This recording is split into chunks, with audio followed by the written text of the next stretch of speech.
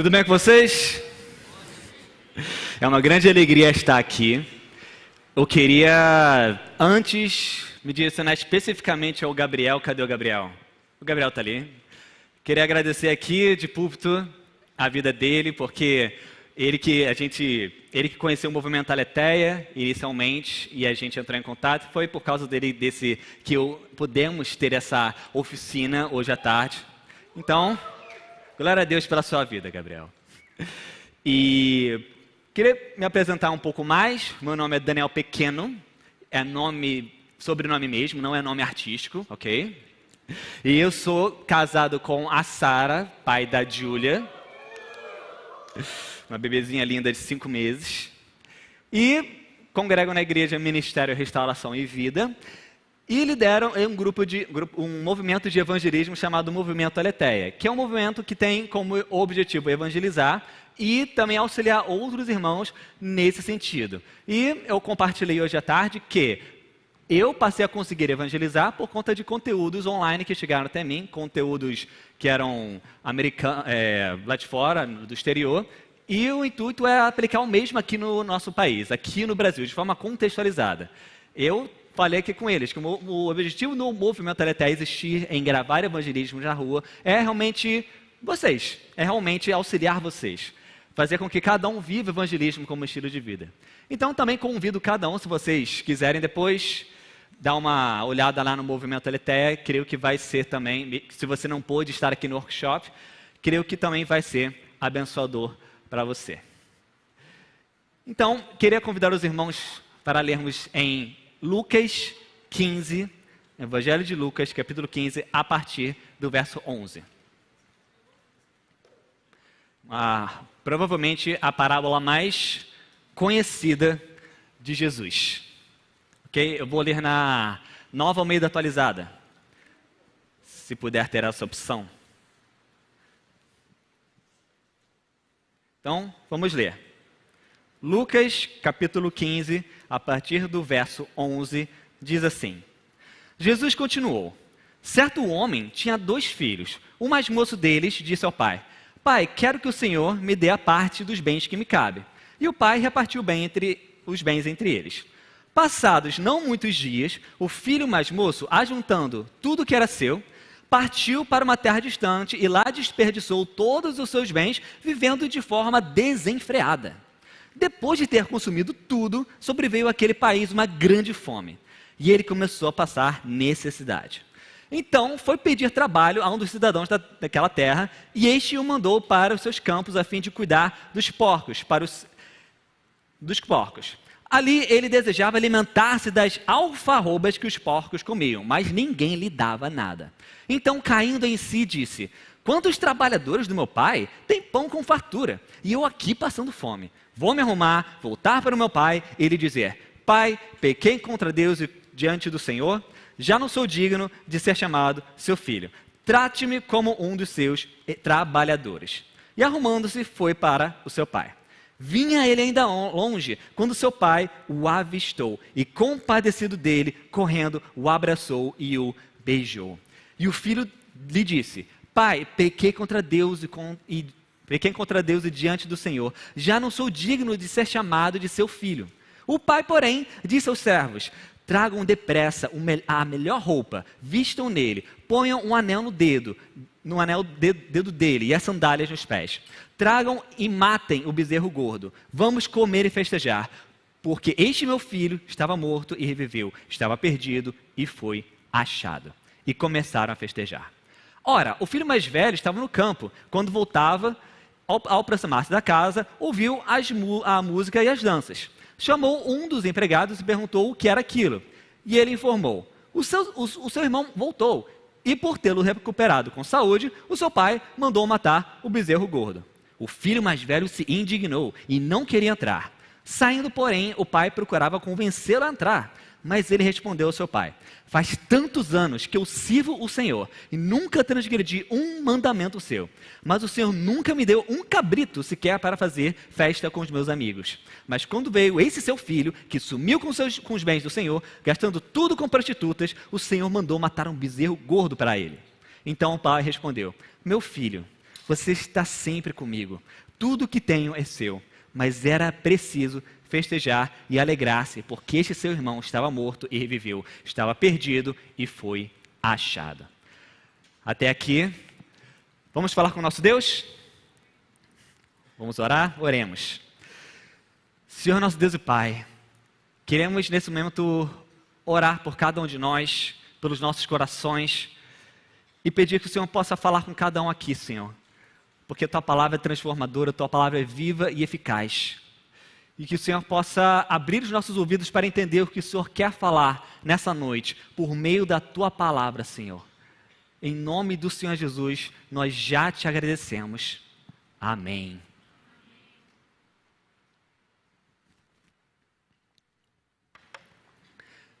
Cara, você, jovem, adolescente ou até adulto, você já recebeu algum apelido na sua vida que não tinha muita coisa a ver com você? Lá na sua, seja na infância, adolescência, era um apelido que para você não tinha muito a ver, não era muito coerente. Talvez você não gostasse desse apelido, ou talvez você nem ligasse. Talvez você apenas não deixava chamar, porque começaram a chamar assim, pegou, todo mundo começou a chamar, e assim foi. Essa experiência que muitas vezes nós temos, e acho que é uma coisa que muitos de nós já passamos na nossa vida, seja no colégio, seja na juventude, até na fase adulta, isso se relaciona de certa forma com o fato de essa parábola ser conhecida por quase todos como a parábola do filho pródigo. Por quê? Porque o nome das parábolas que a gente vê na Bíblia, o nome dos títulos que nós vemos aqui, não são títulos que foram dados por Jesus ou pelos apóstolos, mas foram títulos que foram dados posteriormente por outros cristãos. E essa parábola é conhecida como o filho pródigo, que dá ao filho mais novo um certo papel principal, digamos assim, de certa forma, para todos que ouvem, certo? Porque, afinal, já que ele recebe o nome dessa parábola, presume-se que ele é entre aspas, o protagonista dessa história. Mas, na verdade, o foco das pregações que nós ouvimos muitas vezes, e na minha experiência, a maioria das palavras que eu ouvi quando eu era mais novo, era sempre focado nesse irmão. Focado e ainda mais, tipo assim, direcionado para a jovem adolescente.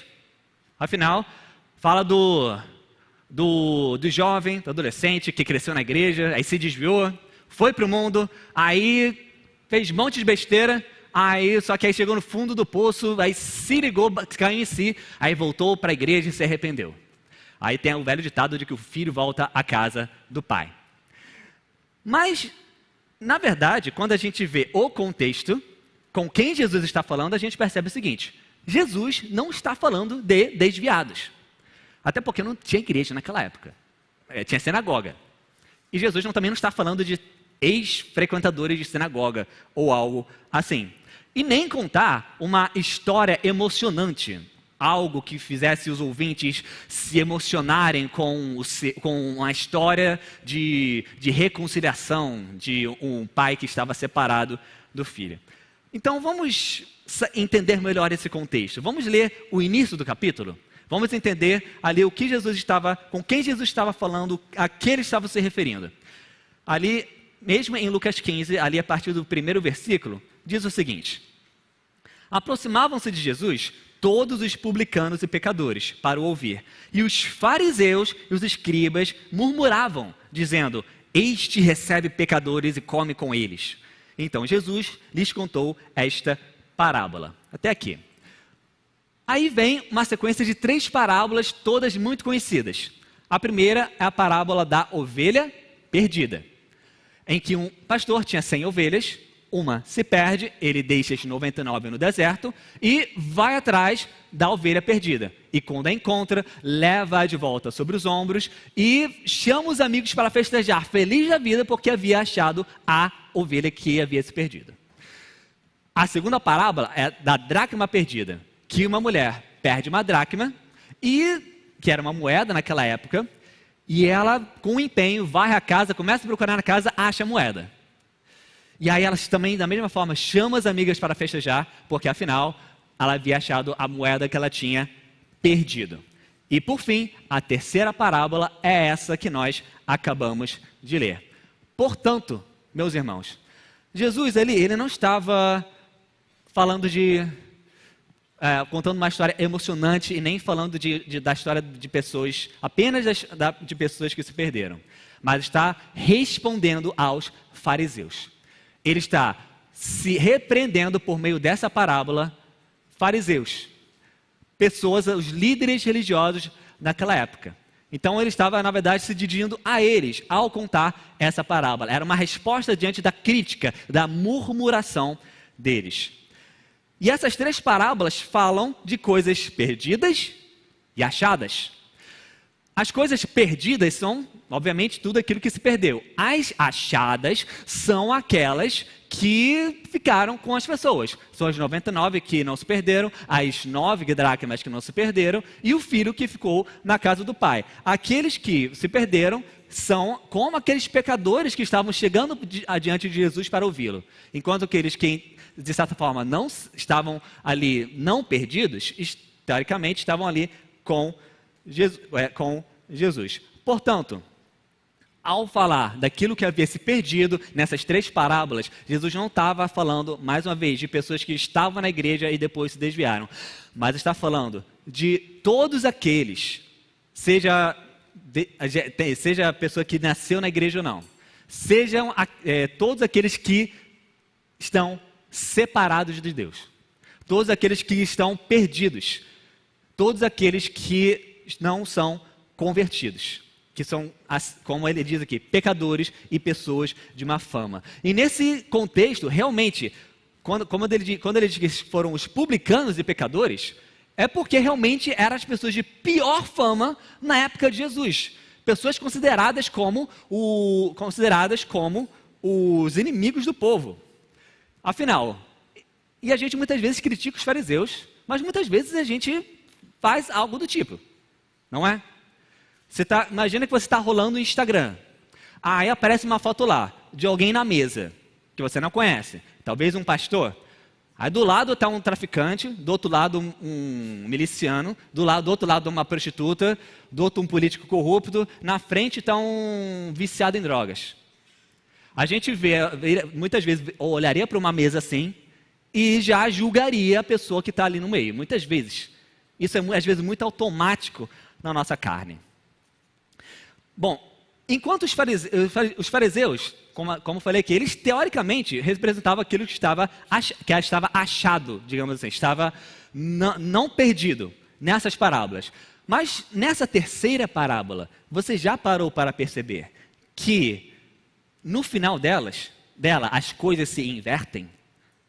Porque perceba, ela começa com o filho mais novo indo embora, se afastando do pai, e o mais velho ficando na casa do pai.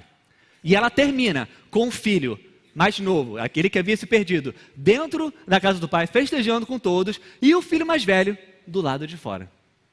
E o filho mais velho, em outras palavras, perdido. Em outras palavras, se recusando a participar da alegria do pai, a ter comunhão com o pai e com todos ali, por incrível que pareça, escandalizado por causa da bondade do pai. Portanto, essa é uma total inversão de valores. Porque, afinal, o que se esperava naquela sociedade, inclusive hoje, muitas vezes, é que os rebeldes vão ter os piores finais e os obedientes terão os melhores finais. Mas chega aqui no final dessa parábola, as coisas se invertem. Aquele que teoricamente era o obediente, que era o bonzinho da história, acaba do lado de fora. Aquele que era meio que o vilão, acaba do lado, na verdade, de dentro e aceito. Vamos então entender um pouco melhor isso. Por isso que o nome da parábola, na verdade, seria e outros teólogos falam um pouco sobre isso, não apenas eu que estou falando. Talvez quem tenha lido o livro do Timothy Keller, chamado O Deus Pródigo, lembre dessa parte, que talvez o melhor título para essa parábola seja Os Dois Filhos Perdidos. No caso, um libertino e um religioso. Por isso que hoje estamos falando sobre duas formas de se perder do pai. Porque embora aquele mais velho, na verdade, estava, entre aspas, dentro da casa do pai, na verdade, ele estava, na prática, perdido. Então, será que hoje, algum de nós aqui podem, na verdade, ser como um desses dois irmãos? Será que nós estamos aqui, tem alguém aqui que pode se caracterizar ou se identificar com a atitude desses irmãos? Vamos lá, vamos começar falando da atitude do irmão mais novo.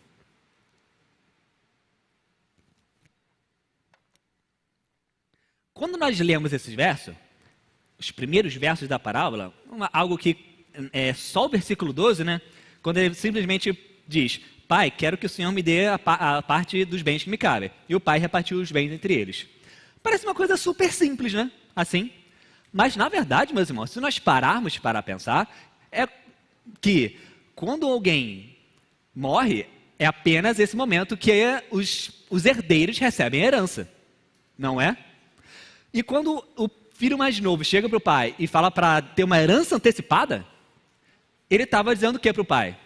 Algo do tipo: poxa, pai, você está demorando muito para morrer, sabe? Por que a gente não adianta as coisas aqui? E agora vamos fazer as coisas como se você já tivesse morrido. E como se você não existisse mais. Eu quero ter logo o que vai ser meu quando você morrer. Vamos fazer isso, vamos adiantar as coisas. Ou seja, era uma tremenda ofensa ao pai. Se fosse hoje, talvez qualquer um nós olharia para essa situação e diria tipo: caraca, que filho ruim. Algo assim. E agora você imagina naquela época. Naquela época era algo muito mais escandaloso.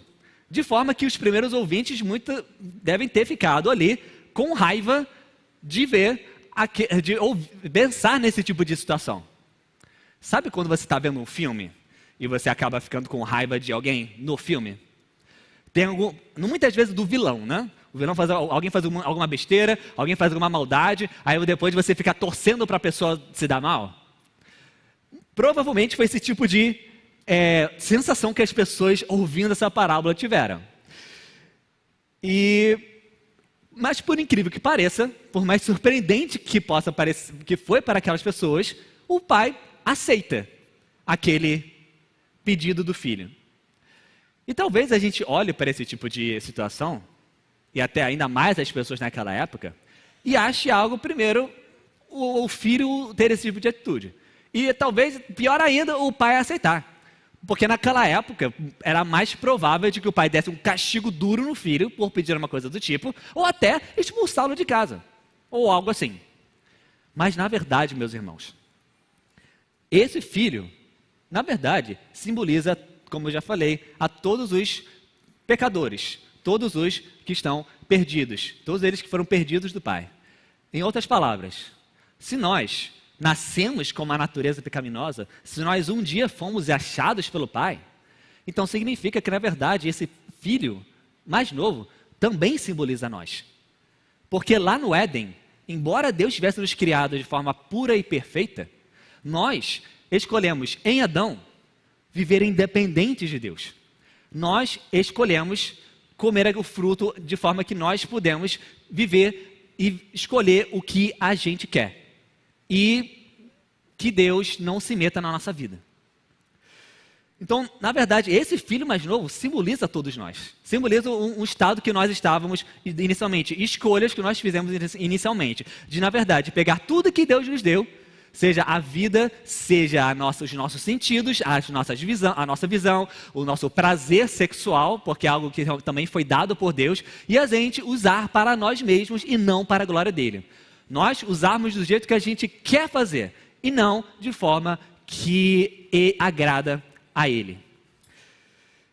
E aquele filho mais novo, talvez, quando ele estava numa terra distante, talvez se perguntasse para ele, se ele tinha um pai, muito provavelmente ele ia dizer, sim, eu tenho um pai, meu pai não morreu. Só que ele vivia agora de uma forma como se o pai não existisse. Embora ele soubesse que o pai estava lá, na casa dele. Da mesma forma, muitas vezes, tem muitas pessoas, e talvez seja você aqui hoje, elas até dizem acreditar em Deus. elas não viraram ateias, não pararam de crer na existência de Deus, mas, na verdade, Deus é para elas alguém apenas para dar coisas. Deus é apenas alguém que ela pode usar para obter os seus objetivos egoístas, apenas para fazer aquilo que ela quer que ele faça. E muitas vezes, muitos, até dentro da igreja, têm esse tipo de atitude, esse tipo de ambição. E vivendo como se o pai realmente não existisse, não tivesse qualquer influência sobre a vida, assim como esse filho. E depois, como nós acabamos de ler, o filho entra numa situação muito difícil, depois de uma grande fome, e a Bíblia diz que ele cai em si. Em outras palavras, ele percebe o que ele tinha feito. Ele percebe que ele estava passando por aquilo sem necessidade. E ele, nesse momento, resolve voltar para o pai. E ele diz, nas palavras dele, que ele ia se confessar para o pai. Se confessar para o pai e dizer que ele havia pecado contra o pai e contra Deus. Então, esse tipo de atitude, sim, é o que caracteriza um arrependimento. Nós reconhecermos que nós falhamos miseravelmente no maior mandamento, que é amar a Deus sobre todas as coisas, e também miseravelmente em amar o nosso próximo. Talvez alguém lendo essa parábola perceba que parece que o filho inicialmente foi motivado não por uma convicção de pecado, mas por comida.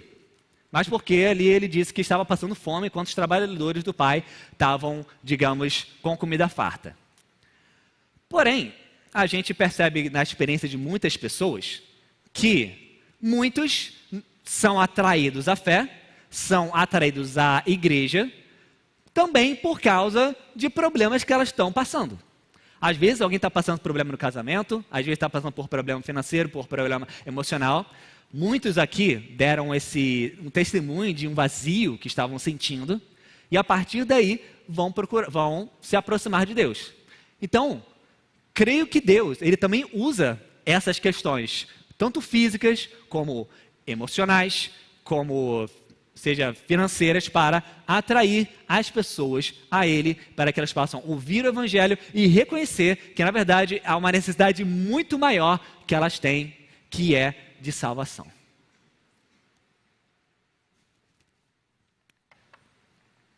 Então, esse arrependimento, ele é uma mudança de mente. Isso que arrependimento é no original, metanoia. Claro que tem muito mais o que dizer sobre arrependimento, certo? Tem muitos estudos a respeito disso. Mas uma coisa que eu queria apontar nesse sentido é que ele começou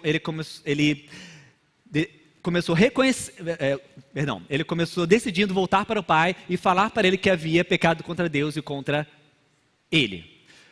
Ou seja, ele olhou para trás e reconheceu que a ação que ele tinha cometido no passado tinha sido errada, tinha sido pecado. E nisso eu queria dizer que isso é algo que nós também devemos fazer com frequência, reconhecer o nosso pecado, sempre pedir perdão, e não olhar para trás com um certo olhar de orgulho. Muitas vezes isso que acontece.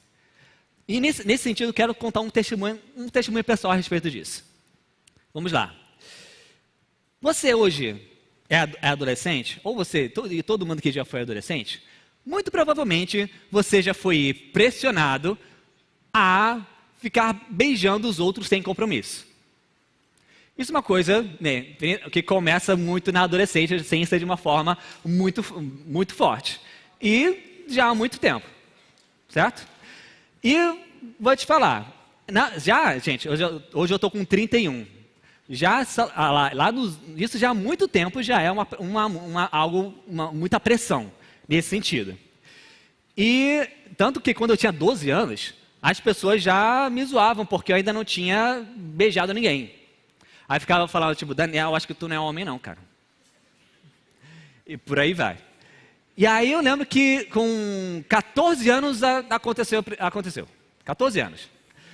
E eu vou falar para vocês que não foi questão de, tipo, cair em pecado, não conseguir resistir.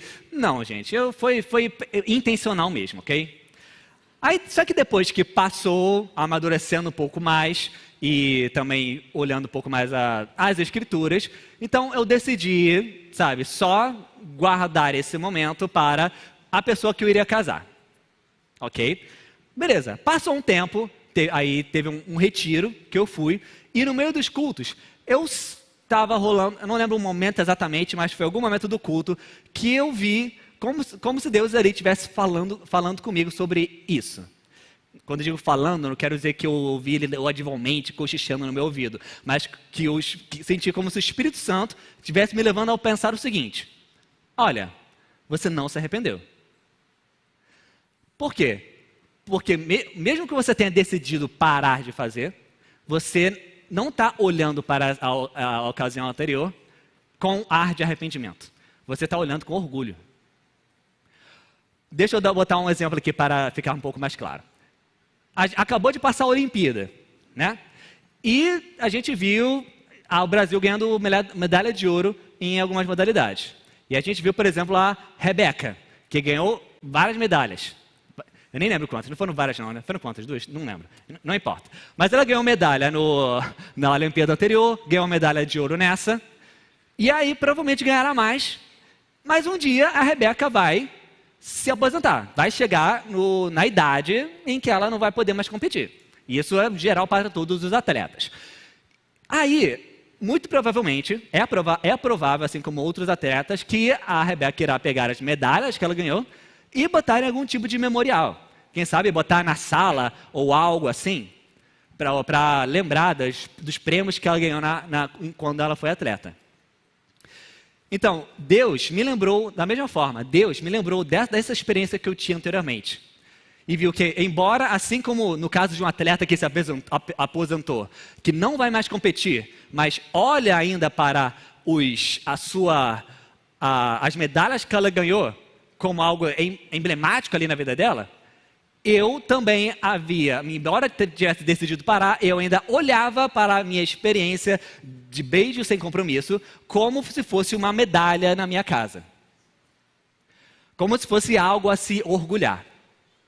Então, creio que Deus me moveu ali, me arrepender genuinamente. E reconhecer que aquilo havia sido um erro. Que realmente, assim como esse filho mais novo, que reconheceu, pequei contra Deus e pequei contra o Pai. Ele, pelo menos, não disse algo tipo, olha, vivi o que tinha que viver, aproveitei a vida, agora estou passando dificuldade, então vou voltar para o Pai, que agora eu sei que Ele vai me receber, que Ele é bonzinho. Não. Ele disse que pecou contra Deus e contra o Senhor. Mesmo que inicialmente seja motivado por algo natural, foi isso que ele reconheceu ali naquele momento. Então, eu te pergunto, você, embora talvez tenha parado, não falo apenas do ficar, gente, mas falo também de outras experiências, outras questões que você possa estar vivendo. Será que você hoje vive isso, de olhar para coisas que você parou de fazer, mas que você olha com orgulho, achando que aproveitou a vida? Aproveitou o que tinha que aproveitar? Será que hoje você está vivendo algo assim e precisa, na verdade, se arrepender e passar a ver aquilo como erro? Enfim, aí depois, seguindo a história, o filho volta a casa, volta para o pai. E sabemos do resto. Lemos aqui que o pai, ele vai de encontro ao filho, o pai, ele corre em direção ao filho, cheio de amor, compadecido dele, se lança ao pescoço dele, e filho começa a dizer aquilo que ele havia planejado, o discurso que ele havia treinado, só que o pai corta ele no meio, nem deixa ele terminar, e já manda que seja dado um anel, novas sandálias, e que, em outras palavras, ele fosse restituído à condição inicial. Que ele fosse restituído como membro da família, que ele fosse restituído como filho novamente. E é isso que o Pai faz. É isso que o nosso Deus faz. Apesar de toda a nossa perdição, é isso que Ele faz. Ele nos pega ali numa condição de mendigo, no fundo do poço. E Ele nos traz de volta. Ele nos restitui a condição de filho de Deus. Você já percebeu uma diferença nessa parábola em relação às outras duas? Que na parábola na parábola da ovelha perdida, o pastor vai atrás da ovelha. Na da dracma perdida, a mulher vai atrás da dracma. Mas nessa parábola, ninguém vai atrás do irmão. Na verdade, o irmão que volta inicialmente. E a gente percebe o seguinte, que aqueles ouvintes talvez esperassem isso, já que nas duas primeiras parábolas, pessoas foram atrás da ovelha da dracma, se esperava que também alguém fosse atrás do filho mais novo. Agora, quem era a pessoa ali mais provável que na verdade deveria ir atrás do irmão mais novo? O irmão mais velho. Sabemos que nessa época, o irmão mais velho tinha um trabalho também de cuidar, de certa forma, dos irmãos mais novos. Então, na verdade, o irmão mais velho que devia chegar para o pai e dizer: pai, meu irmão perdeu a cabeça, eu vou lá trazer ele de volta. Mas vemos que não é isso que acontece nessa parábola, pelo propósito que Jesus quer trazer naquele momento. Comparar esse irmão mais velho com os fariseus que estavam ali criticando Jesus pelo fato dele estar recebendo e perdoando pecadores. Mas, na realidade, fora dessa parábola, digamos, foi isso exatamente o que aconteceu. Porque Deus, sendo o nosso Pai, Ele envia seu único Filho ao mundo. Deus, o Pai, Ele envia seu Filho para encarnar, ou seja, sair da casa do Pai, ir ao nosso encontro, onde nós estávamos, ali no fundo do poço, com os porcos, na lama. E os porcos, nesse sentido, significa tipo assim, realmente o fundo do poço, porque para os judeus, os porcos eram impuros. Ou seja, para dizer mesmo que o irmão mais novo estava ali no fundo do poço. Mas foi nessa situação, realmente, que Jesus veio nos resgatar. E esse resgate não foi um simples convite, assim, tipo, algo do tipo, não foi apenas perdoar por nada, mas foi um perdão que custou a própria vida do Filho. A própria vida do Filho, seu sangue vertido e derramado na cruz para a nossa salvação. E hoje, nós podemos nos tornar filhos de Deus novamente, porque o Filho de Deus foi tratado como pecador. Porque o Filho de Deus foi tratado como alguém que não era filho. O Filho de Deus foi punido como se ele fosse o filho rebelde. O filho que gasta tudo desenfreadamente. Mas ele não tinha pecado. Nós que tínhamos. Mas ele fez isso em nosso lugar. Para a nossa salvação. Amém? E também,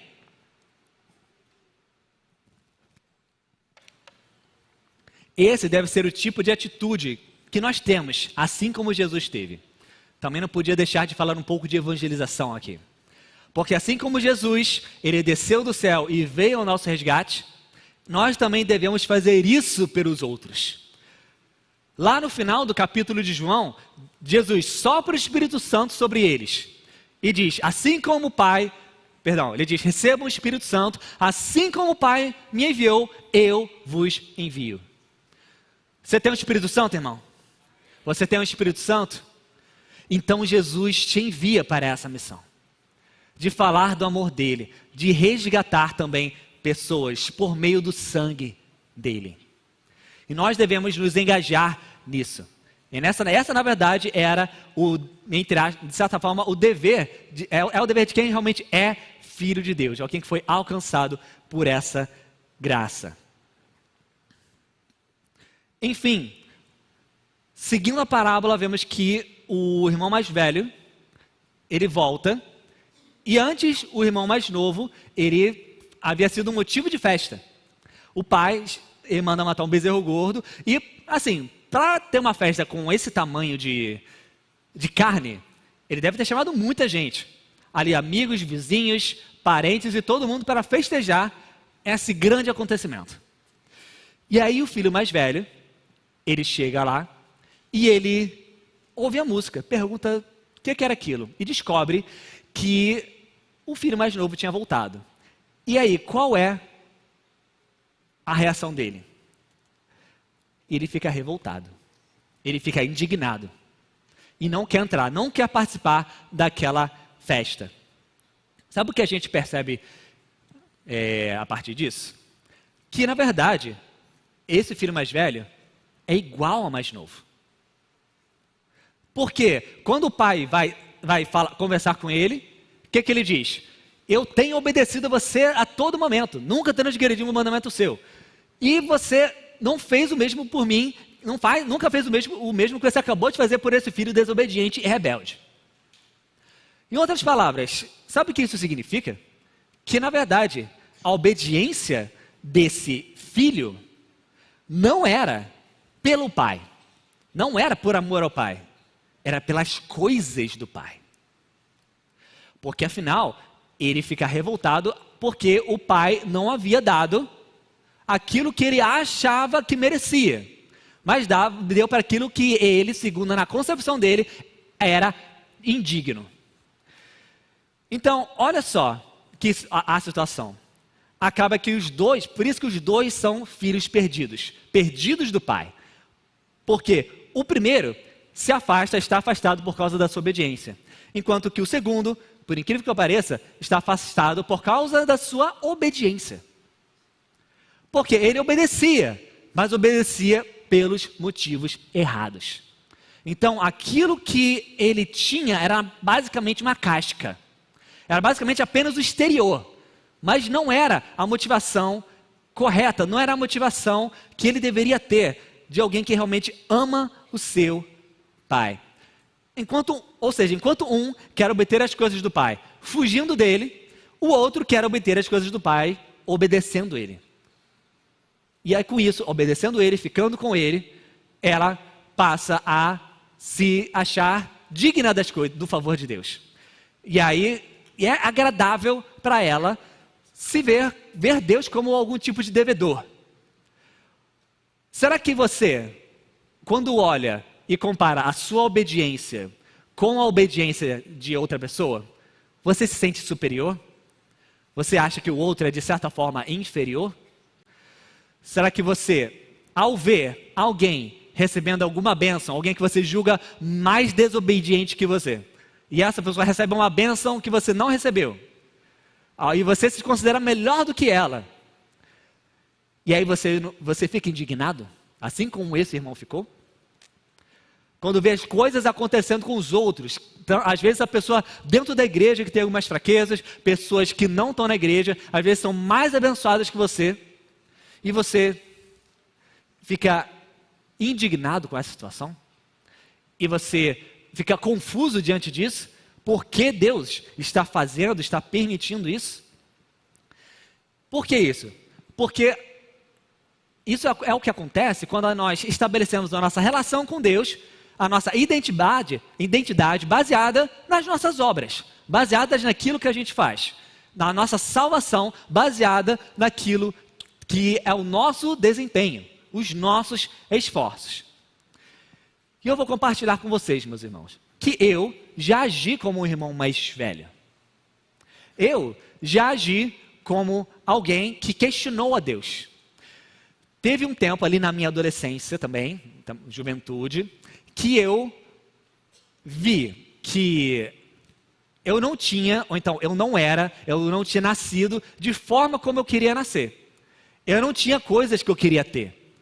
E às vezes eu via as pessoas que muitas vezes me faziam mal, pessoas que nem eram cristãs, ou talvez até pessoas que eram dentro da igreja, mas eu, na minha concepção, não considerava, digamos assim, muito crentes. E aí eu questionava Deus nesse sentido. Eu fiquei um período questionando a Deus. Eu acho que até cheguei a chamar Deus de injusto. Do porquê eu estava passando por aquilo, eu estava passando por aquele tipo de situação, aquele tipo de problema, enquanto outros não estavam passando por aquele problema, porque eles não tinham nascido, ou eles tinham aquilo que eu não tinha. E demorei um tempo até entender como na verdade se deve pensar. Enfim, diante desse questionamento daquele irmão mais velho, de questionar o pai e de falar com ele de forma até desrespeitosa, dizendo que não ia entrar, de certa forma questionando sim a justiça daquele pai, qual a resposta do pai? A resposta do pai é começar falando, meu filho. Em outras palavras, ainda considerando ele como filho, embora ele tivesse ali revoltado com o pai. E ele diz que tudo que é meu é seu, mas era preciso festejar isso, festejar esse acontecimento, daquele que estava perdido ser achado. E aquele pai ali, continua ali, tentando convencer o filho a voltar para dentro. E aí, depois dessa insistência, qual é a resposta do filho? Não sabemos. A parábola termina. Termina aqui com o pai argumentando. Não fala o que acontece depois. Não tem cena pós-créditos. Simplesmente termina. Provavelmente você já assistiu algum filme assim, de que meio corta no meio e não tem nenhum tipo de finalização. Às vezes é um tipo de deixa para uma continuação, mas nesse caso não tem continue nos próximos episódios. Simplesmente termina. Por quê? Mais uma vez, Jesus estava se referindo aos fariseus, as pessoas que eram como esse irmão mais velho. Então, quando ele assim termina a parábola, assim, no argumento do pai, o pai chamando ele de filho, convidando ele para entrar e terminando a parábola aí, quem na verdade deveria terminar aquela história eram eles. Eram os fariseus. Eles que deveriam terminar aquela história. Porque quando eles falam aquilo ali, quando Jesus fala aquilo, na verdade era o pai ali também, chamando eles de meu filho e convidando eles a se alegrarem juntamente com o pai, pelo fato de pecadores estarem se arrependendo. Então, o filho mais velho, muitas vezes somos nós. Muitas vezes nós agimos como esse irmão mais velho. Muitas vezes a gente tem esse tipo de atitude. E a gente precisa estar atento às nossas atitudes. Atentos à forma como muitas vezes a gente pensa. Qual é a motivação que a gente está obedecendo? Por que estamos obedecendo? Por que estamos agindo dessa forma? Não, claro que às vezes tem a forma de obediência a forma de desobediência mais explícita. Uma pessoa raivosa, uma pessoa que faz muita besteira, mas também existe uma obediência que na verdade tem a motivação errada. Uma obediência que tem uma motivação motivada pelo orgulho, de se sentir superior aos outros. Então eu quero te perguntar aqui, será que você se identifica com alguns desses irmãos?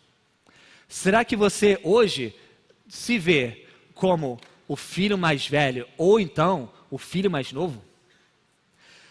Como você vai terminar essa parábola? Porque como falei, ela não termina. Quem deveria terminar ali pelas suas atitudes era a forma como os fariseus eles reagiriam. E Deus, assim como ele diz, ele está ali. Apesar dos fariseus, eles muitas vezes serem criticados duramente por Jesus. Vocês devem lembrar que os fariseus eram chamados por Jesus de raça de víboras, de sepulcros caiados e muitas outras coisas. Ainda assim, o Pai está ali diante deles, dos religiosos, e convidando-os a entrar na sua alegria, convidando-os a também se arrepender, mas não se arrepender da obediência, mas se arrepender do motivo da sua obediência. Porque se nós fazemos as coisas pela motivação errada, que não é para a glória de Deus, mas é por uma tradição, mas é ir por ir, apenas ir para a igreja, porque eu sempre fui, porque meus pais vão, e somente fazer as coisas porque eu tenho que fazer, porque eu gosto de me sentir obediente, isso me faz me sentir superior ou algo assim? Será que esse tipo de atitude que nós estamos tendo? Se é o caso, o Pai está chamando você também a se arrepender. Assim como está chamando o filho mais novo, aquele que tem a forma de desobediência mais explícita, também se arrepender. Amém? Queria chamar o grupo de louvor aqui para a gente ir caminhando para o fim. E talvez você aqui esteja, como eu falei, se identificando como esse irmão mais novo. Talvez você hoje viva como se Deus não existisse. Você talvez creia nele, mas o seu estilo de vida não condiz com a existência dele. Talvez você seja um visitante, esteja aqui pela primeira vez. E você se identifica com esse irmão mais novo, alguém que está, na verdade, separado de Deus. Talvez você até diga que tem algum relacionamento com Deus, mas esse relacionamento, na verdade, não existe. Porque você hoje vive de forma independente dele, da sua maneira. E o Deus existe apenas para te dar coisas, para você usá-lo de forma que lhe convém. E talvez você agora esteja, como o irmão mais novo, nesse estado de fome, em que você chegou no fundo do poço, mas você ainda não caiu em si. Se isso não aconteceu, que hoje seja o dia em que você caia em si. Que hoje seja o dia em que, caindo em si, você reconheça: pequei contra Deus, pequei contra o meu próximo. E você se volta para Cristo, aquele que veio para te resgatar. Ou talvez você esteja, digamos, antes desse estado de fome. Talvez as coisas que você tem não parecem que vão acabar. Você está aí aproveitando a vida à sua maneira. Talvez de uma forma desenfreada, talvez de uma forma que você ache, na sua concepção, ache responsável. E as coisas não parecem que vão acabar. Mas eu quero te dizer, um dia, todos os prazeres que nós temos numa vida à nossa maneira, esse prazer acaba. Um dia a nossa vida chegará ao fim. E tudo isso que nós vivemos, tudo isso que nós aproveitamos na nossa juventude, na nossa fase adulta, isso um dia chega ao fim. E quando chegar ao fim, não haverá mais tempo de voltar à casa do Pai. Ou talvez você esteja aqui, você se identifique de alguma forma com esse irmão mais velho. E você também, você vê o seu desempenho espiritual como aquilo que te define, como a sua identidade, ou algo assim. Aquilo que você faz, a sua temperatura espiritual é aquilo que te faz, é aquilo que te faz de bem com você mesmo. Claro que nós precisamos obedecer, obviamente. Mas às vezes nós vivemos num estado em que, se numa semana a gente está bem espiritualmente, a gente orou, a gente leu a Bíblia, a gente fez as coisas que a gente faz que a gente tinha que fazer, aí Deus está de bem com a gente naquela semana. Aí nós nos sentimos um certo ar de superioridade, mais espiritual que os outros. Só que aí na semana seguinte você não ora direito, você fica no Instagram ao invés de ler a Bíblia, você acaba caindo em alguns pecados, e agora você acha que Deus vai vir com a sua mão pesada sobre você e te castigar. Aí você acha que agora você se acha inferior aos outros, porque você não cumpre aquilo que para você tinha que cumprir. Então percebe que isso, na verdade, a gente forma a nossa identidade mais naquilo que nós fazemos do que aquilo que Jesus fez. Então, deixa eu te falar, o que te define não é aquilo que você faz, mas é aquilo que Jesus fez por você. O que te faz amado pelo Pai não é a sua obediência, é o fato ele ter te escolhido e te amado desde antes da fundação do mundo. Ele escolheu te amar antes de nós o amarmos. E o que nos define é o amor dele. é o sacrifício dele, e é por meio desse evangelho que nós devemos viver.